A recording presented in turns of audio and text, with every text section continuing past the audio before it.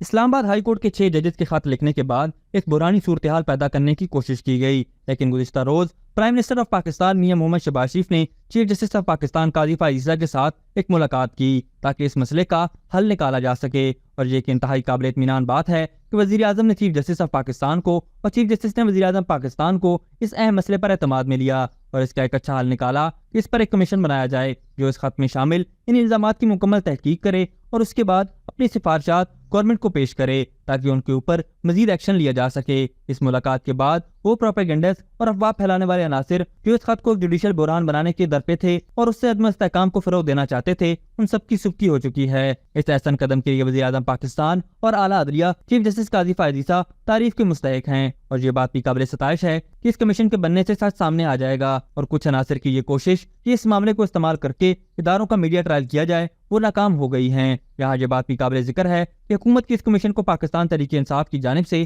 مکمل طور پر مسترد کر دیا گیا ہے، جس سے یہ تاثر پایا جا رہا ہے کہ جیسے پاکستان تحریک انصاف ان 6 ججز کی ان آفیشیل سپوکس پرسن بن چکی ہے۔ ناظرین، اس ریئیکشن سے ہی معلوم ہوتا ہے کہ پاکستان تحریک انصاف ملک میں افراتفری اور ہیجان انگیزی کا ماحول چاہتی ہے، اور وہ یہ چاہتی ہی نہیں کہ ملک میں سیاست میں استحکام آئے اور معیشت فروغ پائے، اور ان کی اس قدم کے بعد ماہرین بھی سوال اٹھا رہے ہیں کہ آخر پاکستان تحریک انصاف کو کیا ضرورت جو ججز کے معاملے میں دخل اندازی کرے، کیونکہ اس کیس کا اس جماعت سے کوئی تعلق ہی نہیں ہے، مگر یہ خود اپنے آپ کو اس کیس میں گھسیٹ کر متنازع بنا رہی ہے اور ججز کو بھی متنازع بنا رہی ہے، کیونکہ دنیا بھر میں ایسا کہیں نہیں ہوتا کہ ایک سیاسی جماعت عدالتی معاملات میں دخل اندازی کرے اور اس پر اپنی سیاست چمکانے کی کوشش کرے، مگر پاکستان تحریک انصاف کے اس عمل کے بعد یہ بات واضح ہو چکی ہے کہ یہ جماعت ملک میں امن و امان کی صورتحال کو بہتر ہوتا نہیں دیکھ سکتی، اور اس لیے ان 6 ججز کے خط کا سہارا لے کر نفرت اور انتشار کو ہوا دے رہی ہے۔